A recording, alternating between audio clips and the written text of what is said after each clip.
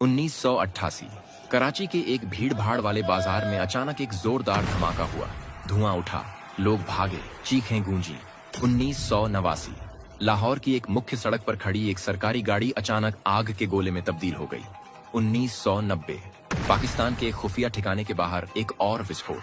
पाकिस्तान की पूरी intelligence machinery हिल गई थी।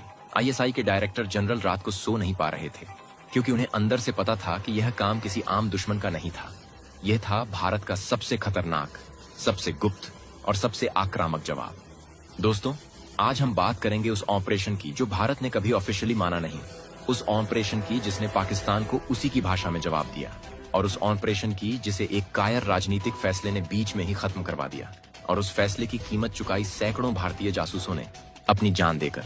यह है ऑपरेशन CITX अमृतसर स्वर्ण मंदिर। जून 1984 भारतीय सेना ने ऑपरेशन ब्लू स्टार चलाया। जर्नैल सिंह भिंडरावाले मारा गया, लेकिन इस एक ऑपरेशन ने एक ऐसी आग जला दी जो अगले 10 साल तक पंजाब को जलाती रही। पाकिस्तान की ISI ने इस आग में घी डालना शुरू किया। खालिस्तानी आतंकवादियों को हथियार मिलने लगे। पाकिस्तान की धरती पर ट्रेनिंग कैंप खुलने लगे। पंजाब में हर हफ्ते निर्दोष लोग मारे जाने लगे। बसों से उतारकर हिंदुओं को गोली मारी जा रही थी।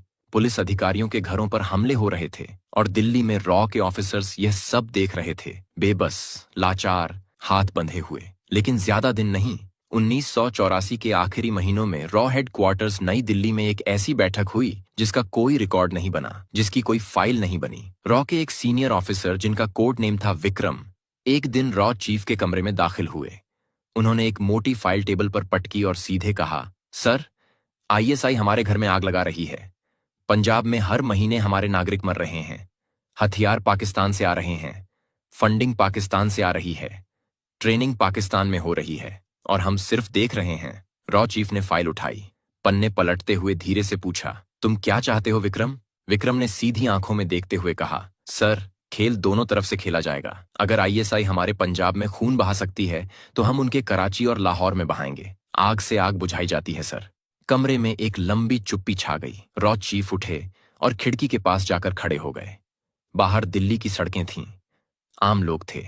एक सामान्य दिन था, लेकिन उस कमरे में जो फैसला होने वाला था वो भारत की खुफिया हिस्ट्री को हमेशा के लिए बदलने वाला था। रॉ चीफ ने पलटकर कहा, 2 टीमें बनाओ। एक पाकिस्तान को सीधा टारगेट करेगी, उसका नाम होगा CITX। दूसरी खालिस्तानी ग्रुप्स को, उसका नाम होगा CITJ। और विक्रम, यह दोनों टीम्स कभी ऑफिशियली एग्जिस्ट नहीं करेंगी। CITX और CITJ के लिए एजेंट्स का चुनाव बेहद सावधानी से हुआ।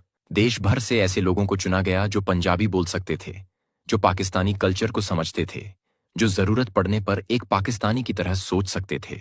हर एजेंट को एक नई पहचान दी गई, नया नाम, नया धर्म, नई जिंदगी।